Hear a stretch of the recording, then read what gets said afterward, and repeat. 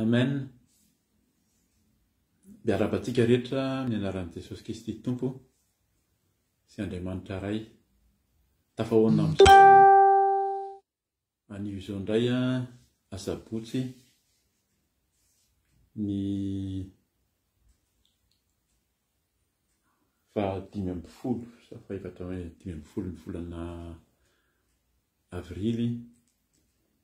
2020 dia mpitombona amintsika mandrakariva amin'ny fahasoavana sy ny fiadanana avy amin'Andriamanitra iray sy Jesosy Kristy Tompo. Atao izao mivantana izao indray hitondrantsika fampianarana, fampaherezana amin'izao orasa fotoana izao moa zany saika maneran-tany indrindra te Eropa dia fotoana fialan-tsasatra dia natokana ho ankalazana ny Paska kristianina, izay ny tena marina, fa ho resantsika eo izay avy eo fa hiary vavaka tsika alohan'ny hanombohantsika ny fotoana. Vavaka tsika tompoko. Ry Andriamanitra iray, i Jesosy Kristy Tompo, misaotranao izahay satria tafahoana aminao ankehitriny, tafaresaka aminao indray, ary dia misaotranao ihany koa indrindra amin'ny fahavelomana, amin'ny aina, amin'ny hery, ny tanjaka menao isan'andro. Misaotra Tompo satria ianao tsy miova, ianao tia anay mandrakariva, ka dia nirahanao izay anambara sy fampahery ny voninahitrao, ianao ilay Jesosy Kristy, ilay Andriamanitra velona sy mahery, ianao no toriana, ianao no lazaina maneran-tany, ka dia ianao no antsoinay, ianao no antsoina Jesosy ankehitriny midina manatreza izao fotoana izao. Aoka tsisy ambara fa tsy ny sitraponao, aoka tsisy hoelinay fa tsy ny feonao koa. Jesosy izay avy aminao rehetra, ny fahotanay rehetra mamindrafo aminay tsirairay avy, mamindrafo amiko Tompo izay anambara eto, ny sitraponao, ianao no maniraka, ka dia hiteny amin'ny anaranao Jesosy Kristy, ka dia mangataka ny fahinao masina ihany koa hanatrika anay tsirairay avy izay hieny na amin'izao raha fotoana izao na amin'ny manaraka, mba tena handray ny fahinao masina. Raha hanokatra sy hiaona hifanena amin'izao video izao ny tsirairay avy dia handray anao sady Jesosy Kristy ary handray anao koa fanahy masina amin'ny anaranao no vanjavavaka izany. Misaotra Tompo. Alleluia. Amen. Amen. Dia misaotra ny Tompontsika satria fifaliana no ionantsika. Araka ny teniko teo zany dia andro fialan-tsasatra izao fankalazana amin'ny Paska, amin'ny Paska kristianina moa zany izay napetraky ny misy koa ny Paska jiosy koa izy ny tena satria ny jiosy moa zany tena metraka ny daty io raha manaraka tsara tsika hoe volana fahafiry amin'ny taona, andro fahafiry dia teo no nanombohana Jesosy Kristy teo amin'ny hazo fijaliana, dia izay no nametrahana izao andro izao hoe Paska. Fa tsika raha manaraka ny tenin'Andriamanitra izay omeny, tsy hoe tsy manova, tsy hoe sanatria tsy manova izay endrika ataon'ny olo izay, fa ny Tompo rehefa miteny dia tsy miandry intsony hoe tsy maintsy Paska tia na tsy maintsy Pentecote tia na araka ny teny maverina foana, fa tsisy Krismasy akory ary na hoe Noely, fa isan'andro ny Tompo dia te hiaona aminao. Rehefa te hiaona aminao ny Tompo dia tsy miandry fotoana, tsy miandry fotoana dehibe. Ny olona moa zany amin'izao fotoana izao dia efa miandry fotsiny hoe andro ny Paska zany izao dia inona ny fanao? Dia tsy maintsy mifady hanina hoy zany, antsoina amin'ny endriny hafa mihitsy ary izy indraindray dia tsy maintsy mifady hanina hoy zany. Dia amin'io Paska io dia misy sasany mihitsy hoe manao natao tamin'ny alakamisy iny Jesosy tena kapohana, dia kapohana koa ny vatana maratra mihitsy,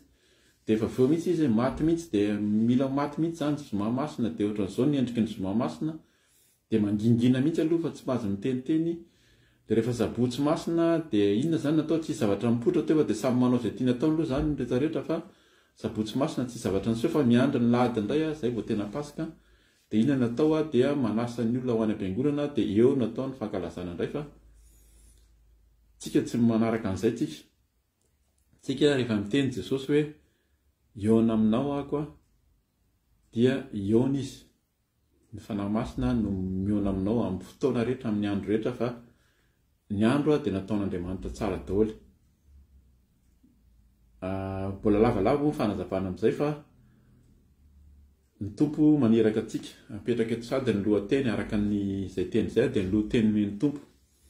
ny amin'ny hoe fanahy masina. Izay ny teny fampaherezantsika fampizavahantsika androany hoe ny fanahy masina, inona ilay fanahy masina, avaiza ny fanahy masina, inona ny fisehon'ny fanahy masina, inona ny ataon'ny fanahy masina. Dia raha miteny zany tsika hoe raha amin'izao andro izao dia maninona ny fanahy masina andresana satria amin'ny Pentekote any voataona tokony resaka fanahy masina zany. Fa ny tompo miteny hoe hazavao amin'ny olona fa tsy mazava amin'ny olona io fanahy masina io. Ka izay ny antony itenenantsika sy fampizarantsika ny fanahy masina zany androany. Ovakiako sady ny eo amin'ny Jaona 7:20 ny 5:20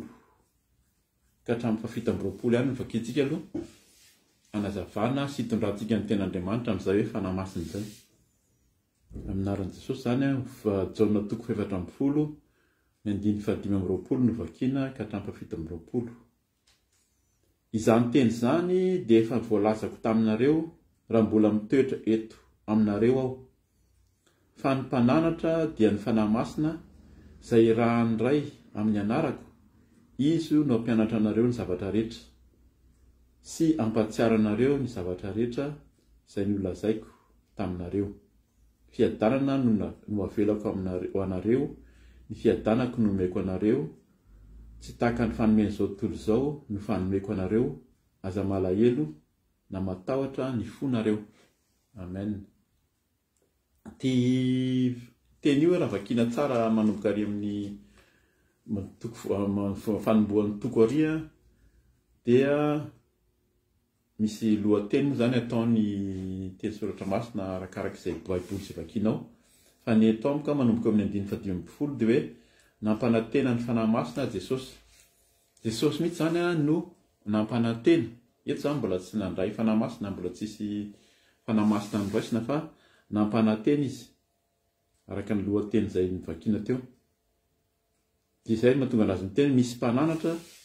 dia ny fanahy masina izay ray andray amin'ny anarako, izy no hampianatra anareo ny zavatra rehetra mihitsy,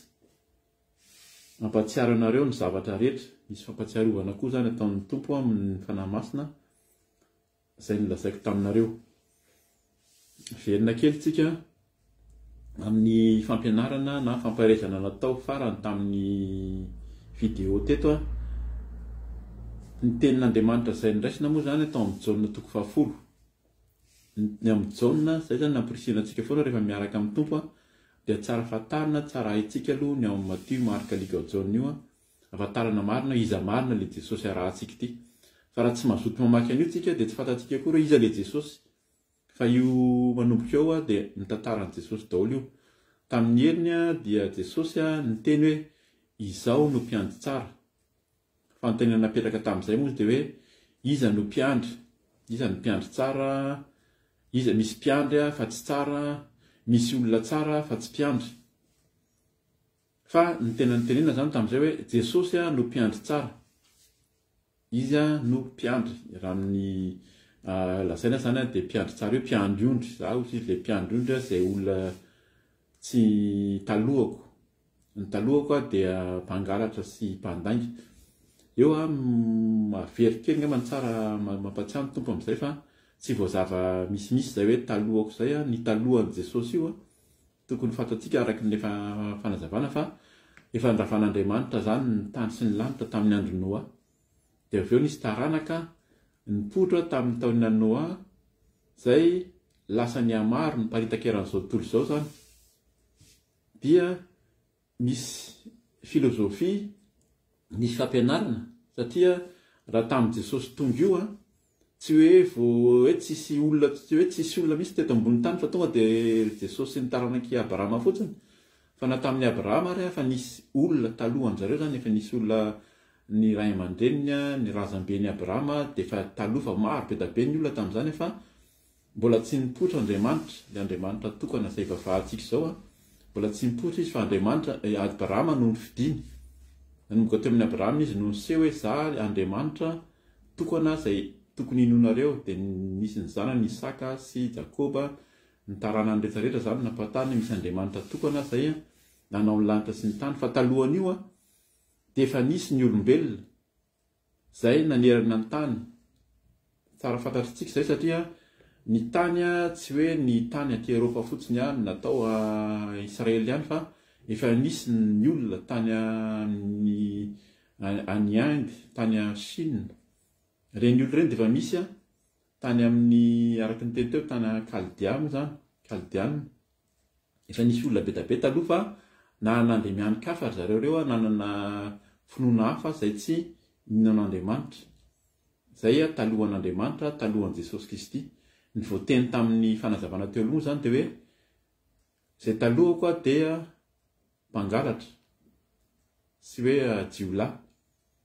Dikan'izay ilay mpaminany, nisy koa ny sasany teny hoe mpaminany zany Jesosy zay no Kristy na ohatran'izay zany Mesia. Fa efa nisy koa ny hoe Andriamanitra hafa. Raha fantatsika tsara ny Inde ny Andriamanitra dia tena minarivo manalina mihitsy angambany raha tenena fa ny any rehefa zavatra mipoitra rehetrarehetra na ny voalavo na ny saka na ny omby na ny gidro na ny zavamaniry na ny zavatra vato mipetrapetraka eny rehefa niverina fa hoe misy zavatra fanahy miasa dia tonga dia hoe ity no Andriamanitra ity. Dia samy manana ny ivavahany olona, tany Inde ny boudisme sy ny hindouisme sy ny fivavahana hafa zany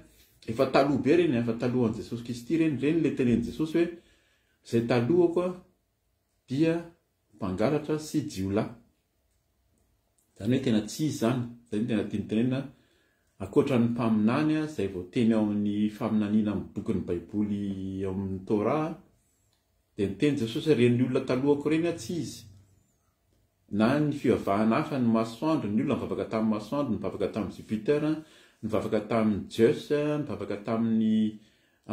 ny tany Grika, tany Atena, zay mahatonga amin'ny Paoly ny teny mihitsy hoe le fivavahana ny vavahanareo teo reo tsy izy fa misy fivavahana vaovao atoranareo. Dia le Andriamanitra sy Jesosy Kristy zay mahatonga Jesosy ny teny hoe zay talohako dia mpangalatra sy jiolahy. Fanazavana fo zany iny fanampiny ny amin'izay hoe Jesosy ny talohany efa taty arindrina zany vao tonga fa ny talohany rehetra dia tsy izy fa izy ilay mpiandry tsara. Zay zany no tiana ambara teo. Dia miditra amin'izay mpiandry zay tsika eto zany hoe mpiandry ondry ny tenen'i Jesosy fa ao atsika koa tsika kristianina rehefa natsony Jesosy izy zany ny mpiandry tsara aloha voalohany indrindra fa tsika rehefa natsony Jesosy dia natsony mpiandry. Ny olona rehetrarehetra dia natsony mpiandry ny kristianina. Inona moa no tiany lazaina amin'izany ianao zany ilay mpiandry ondry rehefa nandray an'i Jesosy ianao nandray ny fanahy masina dia anjaranao ny miandry ny ondry. Iza ny ondry ambesanao voalohany ny vadinao. Raha olona manambady ianao dia ny vadinao aloha na lahy ianao na vavy dia ny vadinao no ambenanao voalohany. Ny dikan'izay mila mitondra mbavaka ny vadinao ianao isan'andro. Raha tsy manambady ianao dia iza ny tokony hoentinao mbavaka ny ray aman-dreny ohatra ny akaikinao indrindra voalohany na ny raha lasy ny anabavy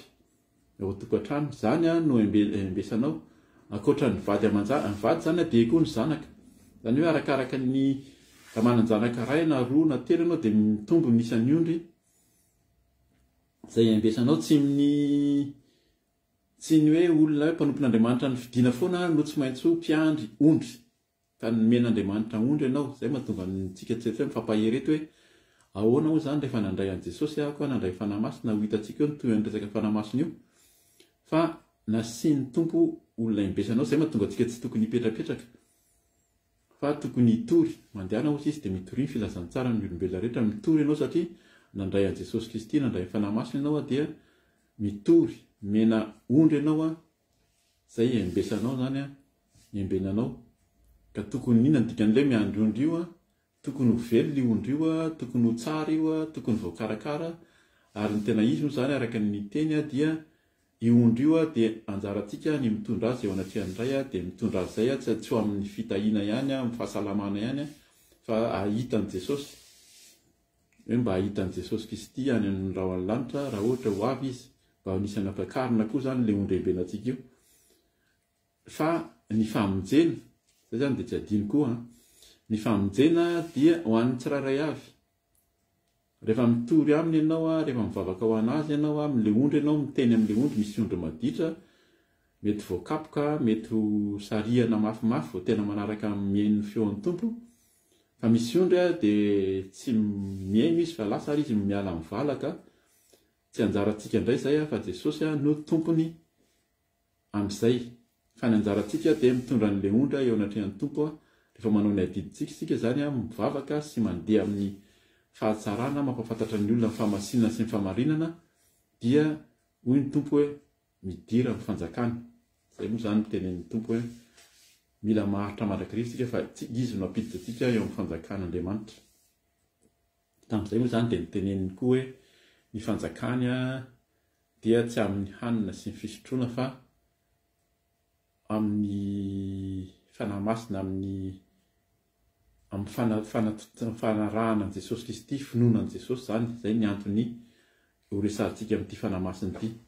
androany ny fanahy masina zany karazana lohateny izy io fa zay ny tiany tompo halazaina araka ny teny teo tsy miandry ny Pentecote hoe andro ny Pentecote zany ny filaza rehefa Pentecote fa nareo mbola tsy Pentecote fa androany amin'ny Pasika zao tokony hoe ny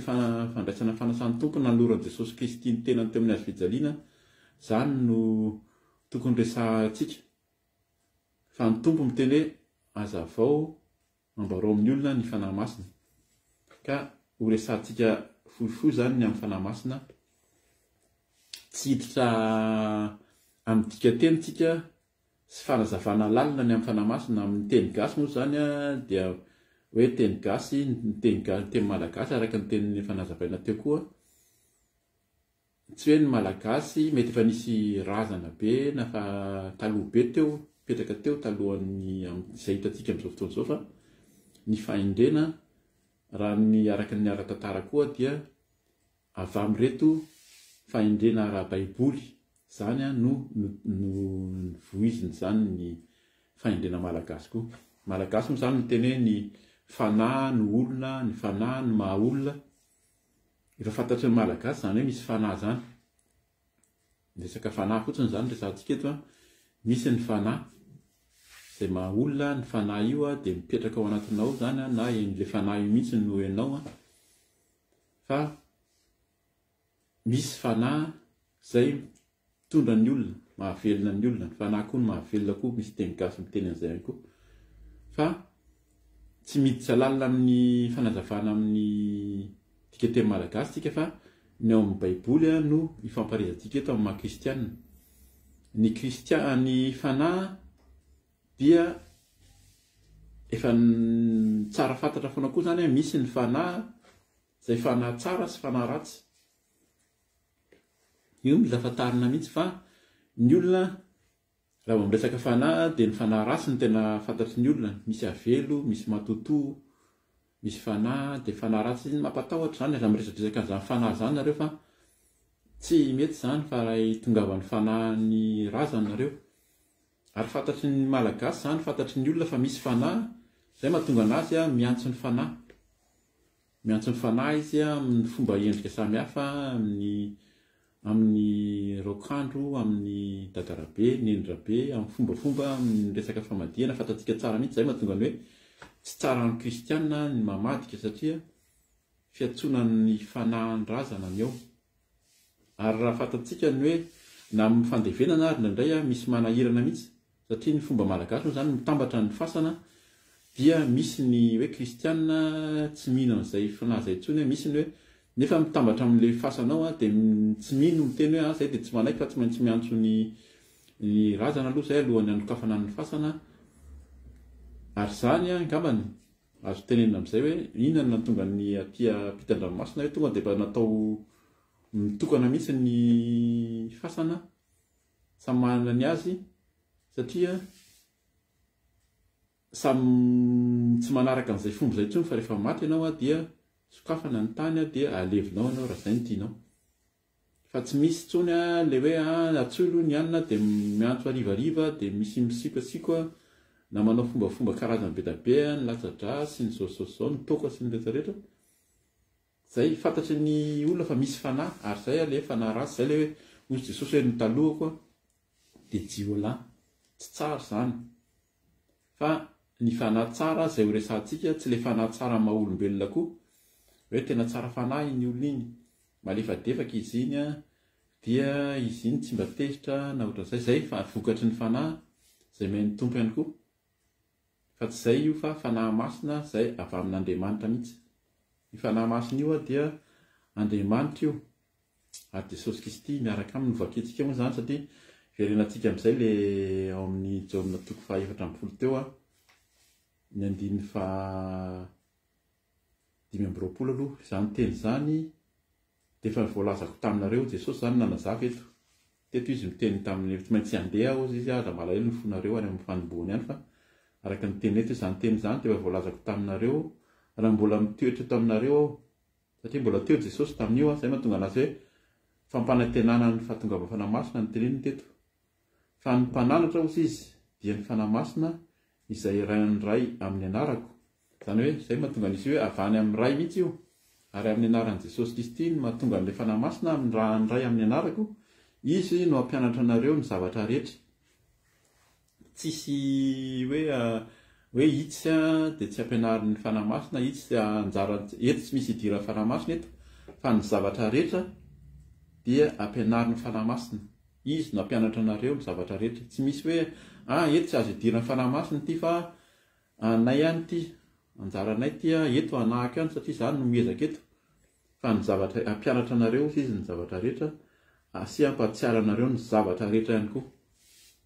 zavatra rehetra ihany koa izay nilazaiko taminareo zany zay mahatonga an'izy hoe rehefa mandray ny fanahy masina tsika zany mpananatra io dia tsy matahotra intsony ianao zay izao zany rehefa nividiana hoe ny fanahy masina nitsapanao fa miantso anao dia tsy matahotra ianao raha anambaran'i Jesosy Kristy amin'ny olombelona rehetra Jesosy no ambara eto fa tsy za mihitsy ary tsy rehefa tonga aminao fanahy masina tsy matahotra ianao inona no ambaraka eto niza nandray ny fanahy masina amin'ny fotoana andraisan'ny fanahy masina tonga dia mijoro vavolombelona izy efa nazavaina teto foana zay rehefa mifanena amin'ny Jesosy le olona ka nandray ny fanahy masina tonga dia mijoro vavolombelona fa tsy matahotra zany ka zay zany zay mahatonga an' Jesosy dia zay mahatonga anazy hoe fiadanana no avelako anareo izy 5:20 ny fiadanako no omeko anareo tsy tahaka ny fanomeny zao tontolo zao no fanomeko anareo zay zany ny olony amin'izao tontolo zao tsy mahazo ny zavatra omen'ny Jesosy anao zay ny tokony ifalitsika tokony hofalitsika zany hoe kristianina mandray an' Jesosy Kristy fa tsy tahaka ny fanomeny zao tontolo zao ny fiadanana men'ny tompo atsika fa mihoatra hafa mihitsy mahatonga anazy miteny eto mamarana azy hoe maranako azy zany hoe aza malahelo na matahotra ny fonareo zay zany tokony tsy atahorantsika Jesosy no miteny eto kristianina indraindray mbola matahotra dia malahelo ny fo matahotra araka ilay teny teo matahotra raha resaka fanahy zany tena mampatahotra zany fa aza midikiditra amin'izany tsika tsy tsara zany raha laza miresaka an'izany tsika na hoe matahotra dia malahelo koa ny fonareo tokony tsy alahelo tsika raha manaraka ny tompo amin'ny manaraka an'i Jesosy Kristy misy ny fanenjehana tenenin' Jesosy zany zioka no anarahana azy fa tsy tokony ahelo fa ao anatin'ny fifaliana no anarahantsika ny tompo ho tohizako ny tenin'Andriamanitra manambara an'izay fanahy masina izay ihany koa dia ao amin'ny tenin'i Jesosy ihany aloha zany no raisintsika satria Jesosy moa zany no anambarantsika anazy Jesosy no miteny ao amin'ny Jaona 4:20 ny 1:20 ka hatramin'ny 7:20 vakina aminaran'i Jesosy zany aroa indray Jesosy taminy fiadanana ho anareo tahaka ny nanyrahany ahy no anyrahako anareo kosa ary rehefa nilaza zany izy dia nanisy fofinaina ka hoy izy taminy raiso ny fanahy masina na elokiza no avelanareo dia voavela izany ary na niza kosa no tsy avelanareo dia tsy voavela izany amen eto any amin'ny jaona fatoko fa 20 any zany a raha mamaky ny tantarantsika toizantsika ny amin'ny telo fatelo amby folo ka hatramin'ny faha 20 dia tao no nanenjehana an Jesosy nanomboana azy teo amin'ny afijaliana nandevenana azy dia vao avy nalevina mihitsy Jesosy eto no tonga Maria Madeleine sy ny mpianatra zany natahotra ny mpianatra rehefa nalevina Jesosy hoe maty le mpitarika atsika dia niafina ry zareo dia niara-mivavaka tamin'ny toerana iray zareo fa Maria no nosehon'i Jesosy tany amin'ny fasana dia foana moa fasana zany no lohateny eto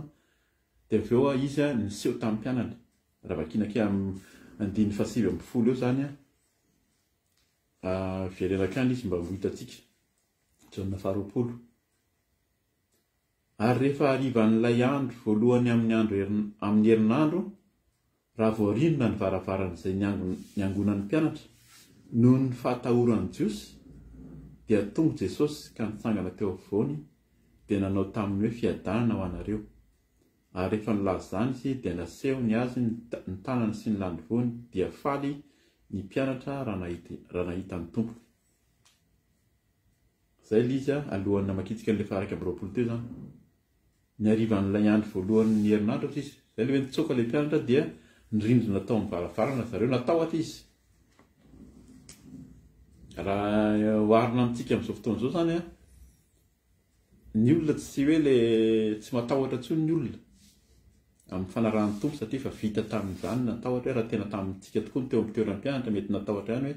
ilay Jesosy navita fagagana nanao an'izao tao iny toatra ny samborona dia ny vonoana adinina le teny fanazavana nataon'i Jesosy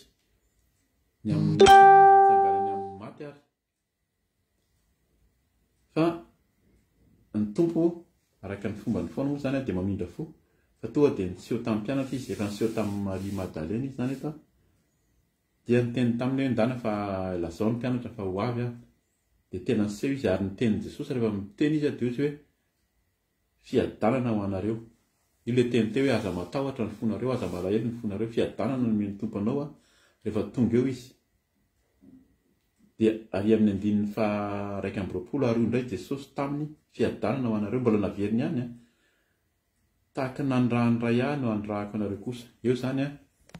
rehefa manome fiadanana izy dia maniraka atsika ary rehefa nilaza zany izy dia nanisy fofinaina ka hoy izy taminy raiso ny fanahy masina. Zay tery aloha izy dia nampanantena fa teto izy dia nanomboka nanome raiso izy raiso ny fanahy masina fa nanomboka nanome ny fanahy masina zany Jesosy fofinaina io zany nanisy fofinaina zay zany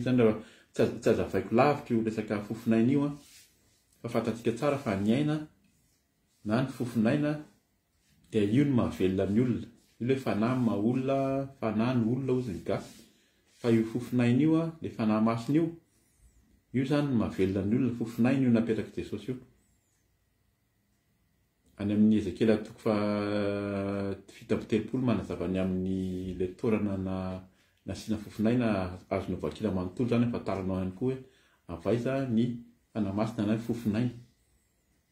fa fofinaina io fantatsika tsara fa rehefa fofinaina io rehefa miala dia tsisy tsika azotsika atao na mieritreritra ary ianao matanjaka be ny manam-bola be misy ny mpanjaka na filoham-pirenena matanjaka be taloha hoe dia tena ataovy midy ao anaty zao fa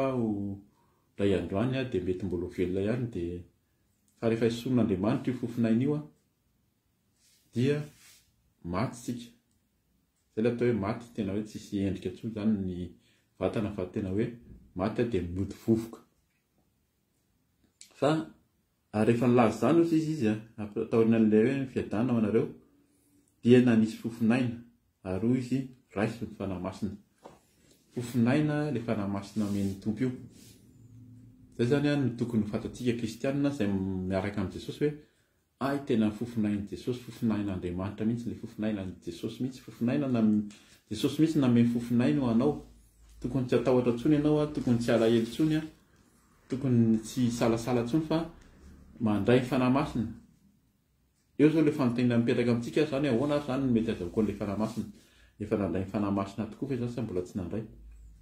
zay zany zao le fanontaniana mitohy mivoaka antsika zay ho arahantsika eto. Ovakitsika ny any amin'ny asan'ny apôstôly. Toizantsika zany asan'ny apôstôly tonga dia any amin'ny andiny fa 7 asan'ny apôstôly toko faharoa azafady. Asan'ny apôstôly toko faharoa.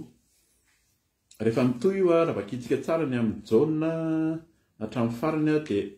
hatramin'ny hoe tsangana tamaty Jesosy dia lasa niakatra tany an-danitra dia mbola nidy tao ny mpianatra nanomboka ny vory zany ny mpianatra lasany maro zareo nitady an'Andriamanitra hoe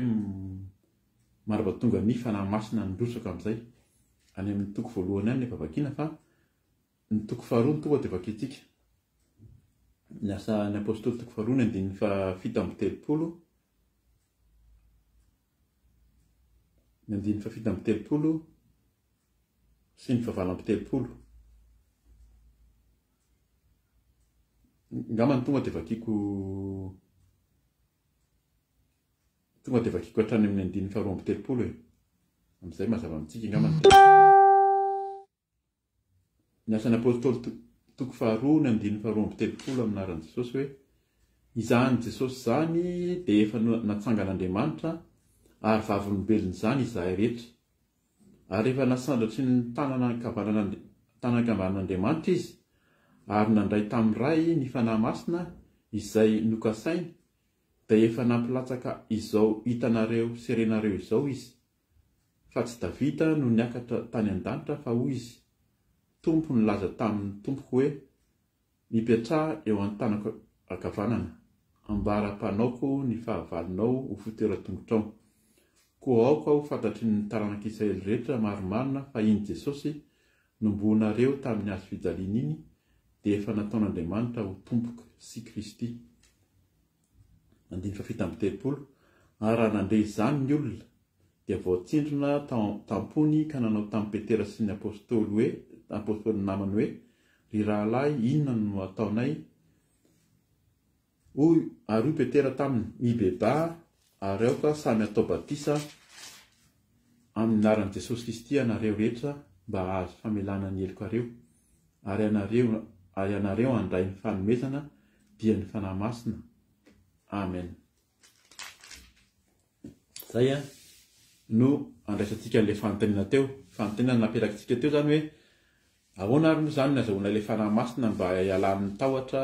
ilay fanahy masina nampatenan'i Jesosy Kristy izay nomeny iny dia ny mpianatra fantatsika tsara fa ny mpianatra rehefa nivory dia nilatsahan'ny fanahy masina dia niteny tamin'ny fiteny izay ho an'ny olona izay jiosy nanatrika teo. Arak'ilay teny teo zany ilay jiosy ireo tamin'ny andron'ny Pentekosta moa tamin'izany no nilatsahany tamin'ity fa arak'ilay teny teo hoe ny fanahy masina io amin'ny fotoana nafahan'i Jesosy ianao dia hirotsaka amin'ny fanahy masina rehefa mibebaka ianao sy vita batisa. Izay ilay ho resantsika izao hoe ahoana moa zany nazahoaka an'ilay fanahy masina tokoa. Amin'ny eto zany efa nazavaina satria ilay jiosy maromaro tsy nino hoe nahoana nareo no miteny tsy fantatra, nahoana nareo no miteny tsy fantatra eto, teny fantatra ilay izy, teny fantatry ny olona izay nanatrika teo no teny ny mpianatra rehefa nahazo ny fanahy masina izy. Fa nanazavy Petera nitsangana mihitsy ary nisa mihitsy. Taloha Petera tena niafokafona daholo ny mpianatra fa noho nandray fanahy masina izy dia sanjoro sy nanambara dia hoy izy hoe izany Jesosy zany efa nazavainy teo aloha zany mila vakitsika ilay tantara rehetrarehetra koa ny asan'ny apôstôly manomboka ny toko voalohany iny fa resaka amin'ny andininy fa 12 izany Jesosy zany dia efa natsangan'Andriamanitra ary vavolombelona zany izay rehetra izao izay rehetra hozy izy. Izay ilay vavolombelona ianao rehefa nandray an'i Jesosy ary rehefa nasandratra ny tanana ankavanan'Andriamanitra izy ary nandray tamin'iray ny fanahy masina izay nokasainy dia efa nampilatsaka izao hitanareo serenareo izao izy. Ilay Jesosy Kristy io zany no nampilatsaka ny fanahy masina, ilay fofinaina izay efa niresantsika teo. Tonga dia vakiko amin'ny andininy fa 7 ary raha nandray izany ny olona dia voatsindrona tao am-pony ka nanao tamin'ny Petera sy ny apôstôly namany hoe ry rahalahy inona no ataonay? Io ilay fanontaniana zany hoe ahoana zany satria nahitan'ilay olona nahitan'ilay fiasan'ny fanahy masina le tolo reto de takitsika zao koa zany hoe inona ary no ataonay zany mba handraisanay fanahy masina sy ahafahanay manaradian'izany Jesosy zany tokoa amin'ny fahamasinana satria rehefa atao aminao fanahy masina de zay anao vao tena miaina fahamasinana sy fahamarinana de mila aloha zany tsika hoe voatsindronao apo. Misy le olona efa voatoriana zao ny tenin'Andriamanitra mandray an' Jesosy Kristy na hoe akabeazan'ny tsy afenina moa zany tsika malagasy dia tena teraka atao anatin'ny fianakaviana kristianina fa de efa mieritreritra fotsiny zay zany de efa voavonjy fa zay efa kristianina zay de efa anisan'le mandeha amin'ny lalam-pamonjeny aza tantaraina zavatra betsaka zay fa loza iaina amin'ny fiainana ihany fa efa ao anatin'ny fiainam-pamonjeny zay. Fa eto araka ny teny foana hoe raha fa nandre olon-dehibe reto no nandre reto fa tsy hoe olona zazakely zazakely tsy mahafantatra ny fijona vavolombelona nataon'ny Paoly no Petera no miaina eto fa olon-dehibe no voatsindrona tao am-pony. Ny zazakely zany tsy voatsindrona ao am-po zany fa olon-dehibe no voatsindrona tao am-po ary Petera taminy mibeba. Eto raha hitanareo tsara ny fanoratany azy dia ozy hoe mibeba dia nasiany faingo. Manomboka amin'ny fibebahana voatsindronao ao am-po ianao raha tena mandray an' Jesosy ianao nandray ny tenin'Andriamanitra ianao zany dia voatsindronao ao am-ponao hoe tena beba dikan'izay tena matsiary tena fa tsy tanteraka, tsy miendrika. Tsika rehetra zao tsisy tanteraka ao anatin'Andriamanitra, tsy miendrika fa mila mibebaka aloha. Beba tsika dia mifona amin'ny tsy fahamendrehana rehetra, miala amin'ny fahotana. Araka ny tenin'ny miaramila todiky voa fahotanao raha tany amin'ny mitodika akavianao taloha dia tena mitodika any amin'ny ambadika any mihitsy any aorinanao any mihitsy no hitodianao fa hialanao tsy ho izy mandrosirany devoly tsy ho atao ianao fa aza miditra ao aza manaraka n'intsony. Fa misy olona mbola mitazatazana ihany tahaka ny vadiny Lota iny dia lasa sira. Mbola mitazatazana ihany zany fa tsy miala tanteraka fa zay le fibebahana miala tao ianao dia mandeha amin'ny fiainam-baovao indray. Voatsindronao am-ponao ianao dia mibebaka ary aoka samy atao batisa. Zay izy zany rehefa olon-dehibe mibebaka ianao rehefa vita ny fibebahana zay vao atao batisa ianao. Aoka samy atao batisa amin'ny anaran'i Jesosy Kristy ianareo. Eto zany misy fampatsivana kely koa. Fa eto dia atao batisa amin'ny anaran'i Jesosy Kristy. Misy fampianarana asa raha voatonona eto zay androany fa mety tsy voavaky na voavaky io ihany fa misy fampianarana fa nisy any sasany natao batisa amin'ny anaran'ny Jaona, ny mpianatra Jaona zany zay natao batisa amin'ny fibebahana. Janona teo amin'ilay batisa amin'ny fibebahana teo zany sasany amin'ny anaran'ny Jaona. Fa ny batisa ny fibebahana dia amin'ny anaran'i Jesosy Kristy. Atao batisa amin'ny anaran'i Jesosy Kristy tsika mba azo famelana ny helokareo. Ny famelan-kely koa dia avy amin'ny alalan'ny batisa amin'ny anaran'i Jesosy Kristy ihany. Tenin'Andriamanitra eto manoratra an'izany hoe ny Petera eto no miteny hoe mba atao batisa amin'ny anaran'i Jesosy Kristy ianareo mba hamelana ny helokareo rehefa mibebaka, rehefa voatsindronao am-ponao ianao dia atao batisa. Olon-dehibe ianao no atao batisa ary andray an'i Jesosy Kristy ho famelana ny helokareo ary ianareo andray fanomezana. Eo vao tonga ny fanomezana dia ny fanahy masina. Zay zany mibebaka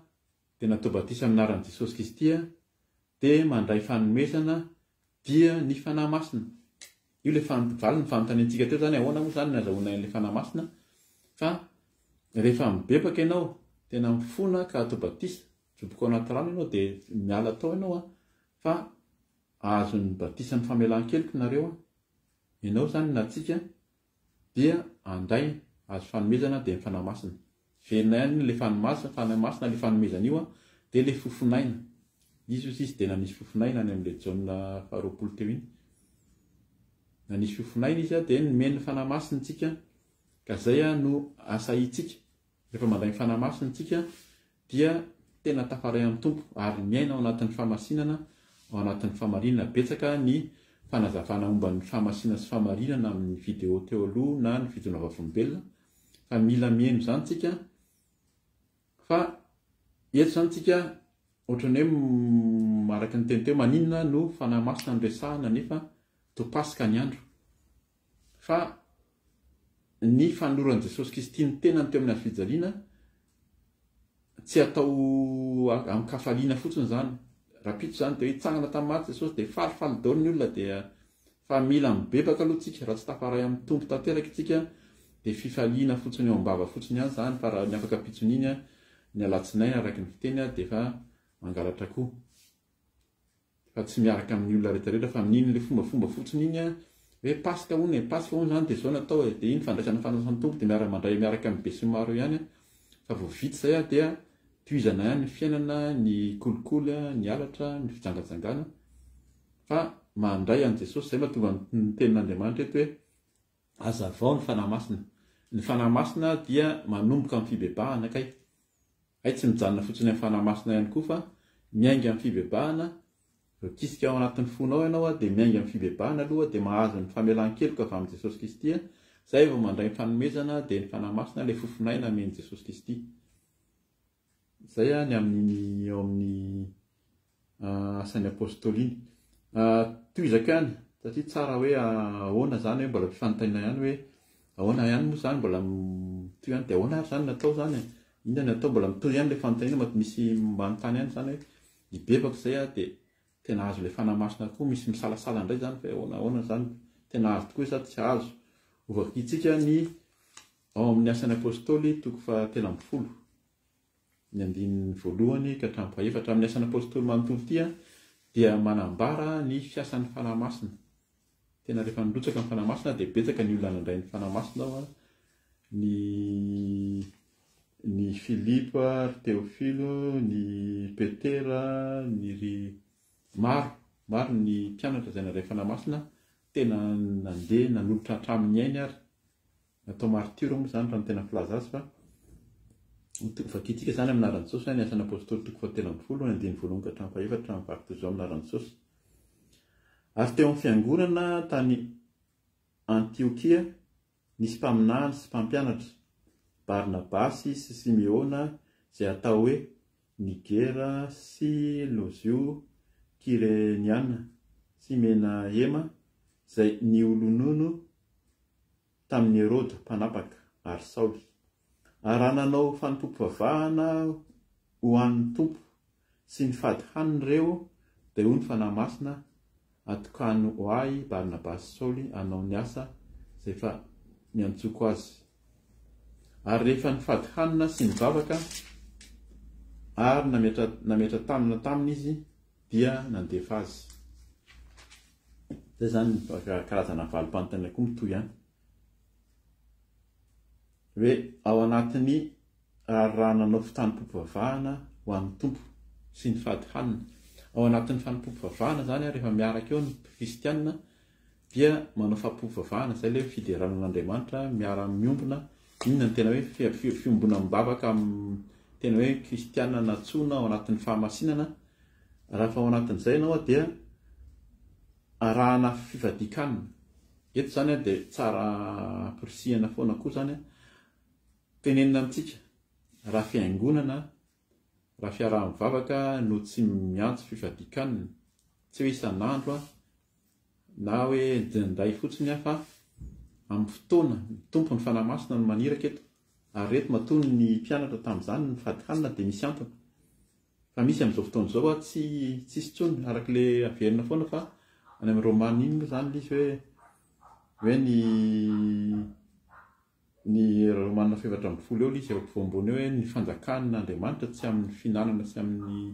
fisotroana fa amin'izao dia tena zany rehefa tena atsona hihinan-kanina hisotro fiaraha-mivavaka dia ndao tsika fa misy fisakafoana aloha amin'ny voalohany dia misy fisakafoanana koa amin'ny farany mifandraisana dite kely dia tonga daholo ny olona fa raha ohatra ianao hiantso ny olona ndao fa hiara hivavaka tsika dia mifadiky hanina fa ndao tongava fa mifadiky hanina miala any an-trano dia efa mifadiky hanina sady fa ndao hiara hivavaka fa tsisy ho avy eo ny olona. Efa hita moa zany sanatria tsy fanenjehana hoe fanaratsiana fa zavatra misy zany fa rehefa tena miantso ianao amin'ny fifadiky hanina sy hoe hiara hivavaka na hiara tory mivavaka hoe ianao fa alom-bavaka tsisy tonga eo ny olona na fialan-tsiny be da be. Fa eto ary dia tena hoe hatramin'ny fivadikana izany moa zany dia efa hoe izany andeha ho any. Raha ahoana tsy sakafo ohatra fanontaniana fa eto ny tompo mihitsy fa ny tompo vavahana ho an'ny tompo sy ny fady hanina ireo dia ho ny fanahy masina. Rehefa nanao fotoam-pavahana sy ny fady hanina dia tonga ny fanahy masina. Fanahy masina no miteny eto fa tsy hoe ny olona koa zany no miteny. Atokano ahy izy Barnabas sy Saul. Ny fanahy masina miteny eto zany raha mamaky amin'ny Asan'ny Apôstôly teny ao dia miteny foana izy ho ny fanahy masina ary anao ny asa ary ny asa izay efa natsoko azy ary rehefa ny fady hanina sy ny vavaka veriny ihany izy zany amin'ny toko fahatelo andiny fahatelo fa ny fady hanina sy ny vavaka ary nametra tanana taminy izy dia nandefa azy ao anatin'ny fivadikanana sy vavaka foana averiny foana izy ary fanahy masina hita koa zany zao koa zany efa tenena foana raha misy olona miteny hoe fanahy masina tampoka na hoe fanahy masina ho amintsika dia lasa ohatran'ny hoe lasa friariany zany na lasa hoe manamary teny. Fa eto tena manoratra ny ten'Andriamanitra dia hoy ny fanahy masina. Tsy miteny izy dia hoy Saoly na hoy Petera na hoy Paoly na hoy Barnabas na hoy Saul fa fanahy masina. Fanahy masina no no miteny. Fanahy masina miteny koa zany fanahy masina io. Izay ilay hoe mpananatra fa aza matahotra ianao amin'ny tenenanao fa io fanahy masina io koa dia miteny. Tsy nazavaintsika moa zany ny amin'ilay hoe inona ny fanahy masina, inona ny fomba fiasan'ny fanahy masina. Hoe mampiteny izy mampianatra fa ho vakiana ety ihany ho vakiana ety ihany ahafantarantsika hoe inona moa zany ny asan'ny fanahy masina io fanandray azy ianao. Ka izay amin'ny Asan'ny Apôstôly io tany amin'ny toko faharoa tany izy nanambara amintsika hoe mila mifady hanina sy mibebaka sy mifony ianao mibebaka eo anatren'Andriamanitra dia atao batisa dia mandray ny fanahy masina. Dia eto ao anatin'ny fivadikanana koa azontsika azahoana ny fanahy masina koa. Zany no ampirisihana zany kristiana mahereza amin'ny fivadikanana. Na amin'ny fotoana io na tsy amin'ny fotoana, tsy maintsy hoe amin'ny Pentecote ihany, amin'ny Pasika ihany, fa amin'ny fotoana tianao iona amin'ny tompo ianao na izy mihitsy indray no miteny eto ianao dia mifady hanina. Dia indray tsy avy aminao fa ny tompo mihitsy manery ianao amin'ny fotoana manomboka eto ianao dia tsy misakafo. Tsy misakafo ianao fa mila miona amiko na iona aminahy ianao, izy miteny iona amiko ianao na ianao koa te iona amin'ny tompo dia mifady hanina koa ianao. Zany zany endrika ahafahantsika mandray ny fanahy masina, mitady ilay fanahy masina. Toizakany ny Asan'ny Apôstôly toko 7. Ny fahazahoana io fanahy masina io sy ny fomba iasan'ilay fanahy masina zany ny Asan'ny Apôstôly toko 7 ho vakiana ny 1 ka hatramin'ny 9 amin'ny anaran'i Jesosy. Ary raha mbola tany Korinto Apôlôsy dia nitetiny tany ambony Paul ka tonga tany Efesosy. Dia nahita mpianatra sasany teo izy ka nanao taminy hoe efa niraisinareo va ny fanahy masina fony vao nino ianareo? Fa ireo nanao taminy hoe tsy irenay akory fa efa namena ny fanahy masina. Ary hoy Paoly ho amin'inona ary no nanaovana batisanareo? Dia hoy ireo ho amin'ny batisan'i Jaona. Fa hoy Paoly, Jaona nanao batisan'ny fibebahana ka nilaza tamin'ny olona ino izay ho avy manaraka azy dia Jesosy. Ary raha nare izany izy dia natao batisa ho amin'ny anaran'i Jesosy Tompo. Ajanontsika eo. Na toizantsika kely angambany hatramin'ny 17. Ary rehefa nametrahan'i Paoly tanana izy dia nilatsaka taminy fanahy masina ary niteny tamin'ny teny tsy fantatra izy sady naminany. Ary tokony 12 lahy no isan'izy rehetra. Amen. Zay zany ny amin'ny resaka fanahy masina toizantsika mazava ny ten'Andriamanitra. Paoly efa niresantsika ihany koa. Paoly taloha dia tena nafantatra ny fomba jiosy zany mihitsy. Raha resaka jiosy fotsiny zaho izy jiosy nianatra momba ny Baiboly io aho koa dia fantako trany zany fomba ny jiosy zany fa io Jesosy torianareo mantsy ny mpianatra izay fa nandray an'i Jesosy Kristy zany tsy izy io fa ho enjehako nareo dia sambolona dia ho gadraina. nahazo iraka nahazo taratasy mihitsy izy fa noho ny fanena tamin'i Jesosy izy Jesosy misy niona taminy teo amin'ny lalan'ny Damasy kosa dia niova vao niova nandray an' Jesosy izy dia Paul rehefa nandray an' Jesosy dia tena jamba nandritsy ny 3 andro sy 3 alina dikan'izay tsy nahinan-kanina tao anatin'ny fifadian-kanina zay le hoe rehefa Jesosy ny maniraka anao hifady-kanina dia manana fombany koa izy tao anatin'ny 3 andro sy 3 alina Paul tsy nisakafo mihitsy sady tsy nahita mandrapa tonga ny ten'Andriamanitra hoe ndana fa natahotra na mpianatra nandraha fanahymasina ary hoe io Paul io efa niova fa niteny mihitsy miresaka le fanahymasina io zany miresaka mihitsy ireo lay mpianatra mpanompon'ny tompo hoe raiso izy dia ataovy batisa efa mibebaka izy ny fanahymasina rehefa mibebaka Paul tena mibebaka araka le teny teo dia natao batisa nijoboka rano mihitsy dia nandray fanahymasina dia Paul ndray eto Paul ndray eto nanomboka no mitory an' Jesosy Kristy dia nandray fanahymasina ary Paul rehefa niteny tamin'ilay olona rehetra zany hoe satria nisy nandeha tany Korinto izy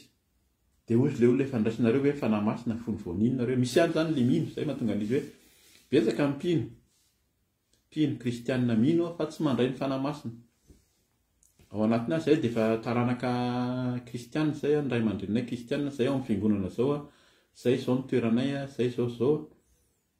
fa misy ny mino fa tsy nandray ny fanahymasina ampatsivy kely eto koa ngamany le hoe misy ny mino izy fa tsy pratiquant croyant fa tsy pratiquant naveriny ampatsiary foana zay ny devoly koa dia mino fa tsy manao pratika ka raha mitovy larana amin'ny devoly sy ny satana ny olona izay mino fa tsy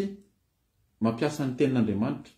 eto raha nanino ary le olona ao anatin'ny finoana tsara indray zany le finoan'le olona eto fa tsy nandray ny fanahymasina dia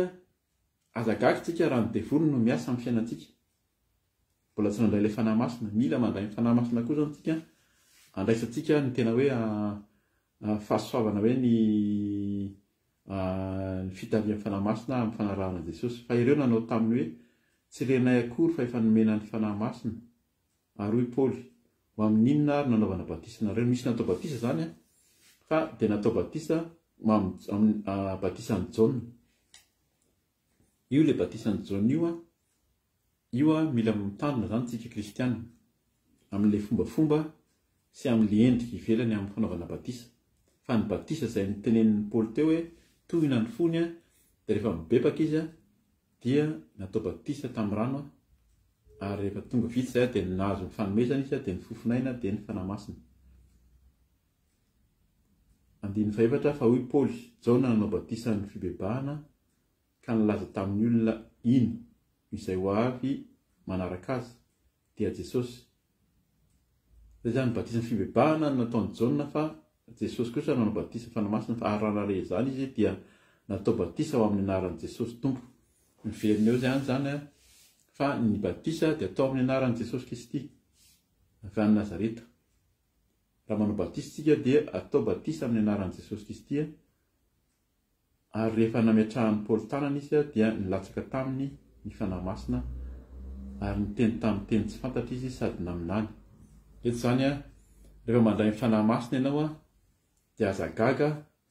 raha hiteny amin'ny teny tsy fantatry ny olona mety mampatahotra ny olona ary mety maminany koa ianao sain'ny Jesosy maminany ianao sain'ny fanahymasina maminany tsy tenenina tsony zany fa raha misy ny maminany amin'izao fotoana izao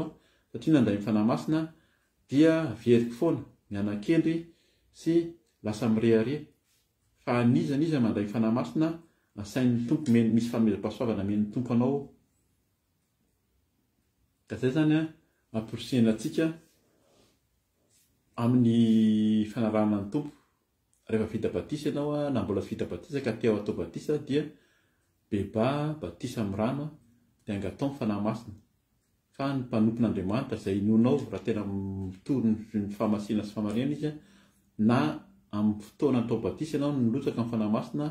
na amin'ny fotoana fametra-tanana ihany koa araka ny teny teto raha tena iasan'ny fanahamasin'Andriamanitra le olona mila mitandrina koa tsika fa misy zany ny olona izay iasan'ny fanahy izay tsy fanahin'ny tompony ao mety manao fagagana ihany koa izy manao araka amin'ny teny frantsay démonstration fa mila fatarina hoe fanahy tompo tokoa hoe ny tena miasa ao anatin'ilay olona. Mandroso ny fotoana, angamba ny ho faraparana ihany, betsaka ny tena tia milazaina ny amin'ny hoe fanahy masina io araka ny teny teo zany fa tsy miandry ny Pentecote tsika vao anambarana ny fanahy masina fa fotoana zao matoa zao ny tiany tompo anambarana ny fanahy masina dia amin'izao fotoana izao tsika ny tiany Jesosy handray fanahy masina io androsoantsika amin'ny fanarahana ny tompo Jesosy dia efa nitsangana tamin'ny maty, efa ela izy no nitsangana fa tsy isaky ny paka ohatr'izao izy vao kalazainao dia eo ianao vao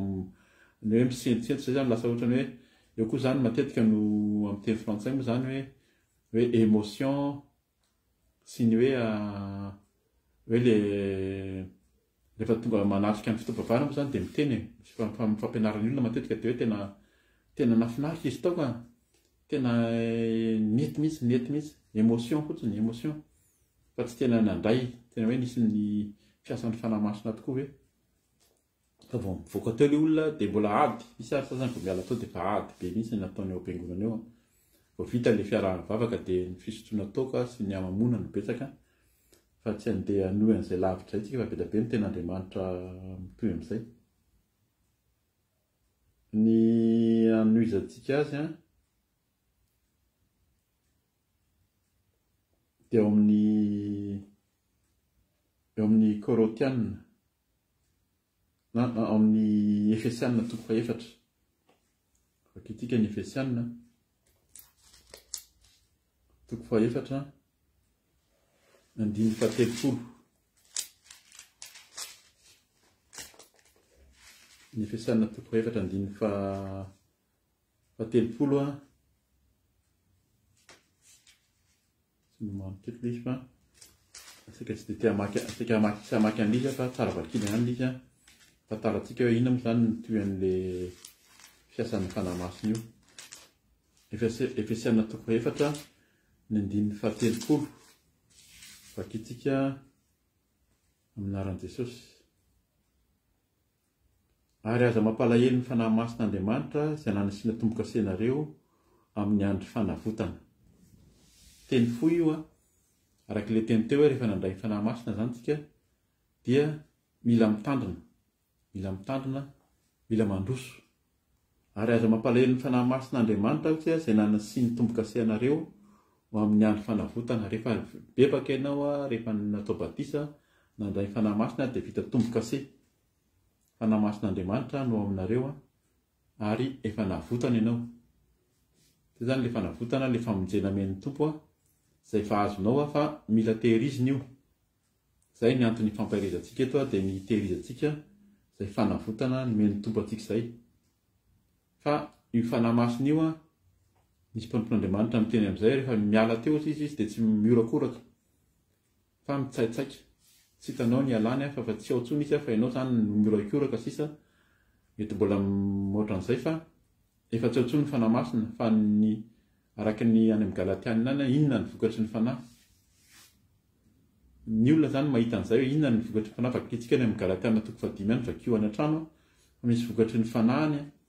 afantaranao hoe fanahy tsara sy ny fanahy ratsy, afantaranao aiza amin'izay tokoa mbola ao aminavy ilay fanahy masina sa tsy ao intsony. Zay zany no ampirisihana antsika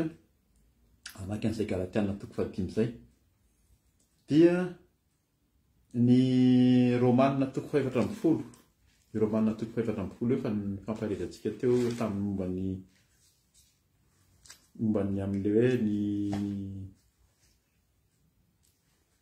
fanjakan'Andriamanitra dia tsy amin'ny fihinanana sy amin'ny fisotroana fa ny ao amin'ny 7:10 no vakitsika. Romanina toko 7:10 andiny 7:10.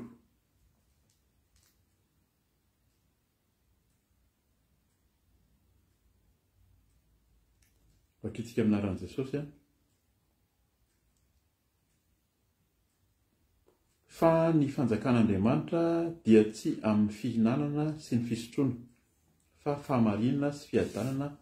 ary fifaliana ao amin'ny fanahy masina. Efa vakitsika ilay teo aloha tsy niditra tsara tamin'ilay fanahy masina tsika tamin'izay fa niteny fotsiny hoe mbola ao azavaina io fanahy masina io. Fa niteneny teo zany ny fanjakan'Andriamanitra dia tsy amin'ny fihinanana sy ny fisotroana fa amin'inona moa izy fa amin'ny famarinana fiadanana ary fifaliana ao amin'ny fanahy masina zany hoe rehefa ao amin'ny fanahy masina ianao zany a dia misy famarinana ao aminao a dia misy fiadanana aminao a dia misy fifaliana ao aminao fa tsy any amin'le mifaly a noho le ny sakafo mifaly a fa ny sotrosotro tsy izay intsony ny fisiany fifaliana aminao fa manana fanahy masina ianao a dia manana fifaliana manana fiadanana ary manana ny fahamarinana mandeha amin'ny fahamarinana mandeha amin'ny fahamasinana araka ny teny teo moa zany mba tsy halava amin'ny fotoana raha vakitsika manontolo io Romana 4:7 io dia milaza tsara mihitsy hoe inona ny tokony ho tandremantsika mba tsy handehanantsika mba hananantsika izany fiadanana izany fa miteny eo izy ny amin'ny fombafomba sy amin'ny fomba ratsy amin'ny fomba fanao ety amin'izao tontolo izao a izay tsy araka ny sitrapon'Andriamanitra araka ilay teny teo hoe aza mampalahelo ny fanahy masin'Andriamanitra izay nanasiana tomboka senareo amin'ny andro fanavotana amaranantsika ny fotoana fampaherezantsika dia ny ao amin'ny Korintana 1:9 izay teny tiantsika mihitsy tiantsika kristianina izy fa ny fampiarana azy no manahirana matetika ny Korintana 1:9-7 Korintana 1:9-7 vakiko tsara angamba ny atray amin'ny 9:20 amin'izay mba ho hitantsika ilay satria araka ilay teny teo mila fantatsika ihany hoe inona ny tandremana ny amin'ny fanahy masina 20 amin'aran'ny Jesosy mandosira ny fijangajangana izay fahotana rehetra ataon'ny olona dia eny ivelan'ny tena ihany fa ny mpijangajanga kosa dia manota miaritra amin'ny tenany ahoana ary moa tsy fantatsareo fa ny tenanareo dia tempolon'ny fanahy masina izay ao anatinareo sady efa azonareo tamin'Andriamanitra ka tsy tompony tenanareo ianareo fa tsy tompony tenanareo ianareo fa olom-boafidy ianareo koa dia mankalazana Andriamanitra amin'ny tenanareo iny zany 9:20 ny vakiko ihany fa eo amin'ilay 9:7 ahoana ary moa tsy fantatrareo fa ny tenanareo dia tempolon'ny fanahy masina izay ao anatinareo sady efa azonareo tamin'Andriamanitra koa tsy tompony tenanareo ianareo izay zany a tena mazava amintsika angamba rehefa tonona amin'izay zany amin'izao fotoana izao dia efa izay ny tiany tenenina eto hoe moa tsy fantatrareo fa ny tenanareo dia tempolon'ny fanahy masina rehefa nandray an'i Jesosy ianao a mibebaka natao batisa nandray ny fanahy masina dia lasa tempolon'ny fanahy masina mihitsy na ny tenantsika ary tsy tokony handeha hanaonao foana intsony zany tsika fa tena ozy izy hoe ilay izay tia garantil izy izay ao anatinareo ny fanahy masina dia ao anatinareo ao anatintsika ao izy fa raha miala tao io fanahy masina io a dia tsy afaka manao inona intsony tsika amin'ny fanomponan'ny tompo lasa kipantsona fotsiny izy manehny fotsiny tsika fa endrika ivelany izay ny tena mampatahotra zany amin'ny asa fanompona sy ny fanarahana Jesosy ohatr'izao hoe mba hitahirizana ny fanahy masina izay ny fampaherezantsika foana tehirizy ilay fanahy masina ilay fanahy masina io rehefa voatahiry dia io ny hidirantsika ny an-danitra misy virginy 5 tsy nahatahiry ny fanahy masina dia ilay solika fa ny andro teo ihany fa tsy tafiditra fa ilay 5 nanana solika voatahiry izay ilay fanahy masina izay no tafiditra tany an-danitra ka izay no ampirisihana antsika fa tary fa ny tenantsika dia tempolon'ny fanahy masina ary ao anatintsika ilay fanahy masina izay efa azonareo tamin'Andriamanitra izy vita tomboka sentsika voasoratra daholo zany amin'Andriamanitra tamin'ny fotoana nanaovantsika ny batisa ka tsy tompony tenanareo ianareo tsy izitsika zany tsy tompony tenantsika intsony fa rehefa tonga amin'ny fanahy masina miasa aminao dia tsy hainao mametra ny sitrapon'ny tompo fa izy no maniraka ka zany no antony izao ifampaherezantsika izao fanahy masina no maniraka dia mandraisa ny fanahy masina tompo ary raha te handray izany tsika dia vereno enona ny fanazavana fa ny tompo tsy manao tsinitsinina ary nisy fampianarana koa teto fa Jesosy dia tsy mizatavan'olona fa izay rehetra manatona ao izy dia tsy ho laviko mihitsy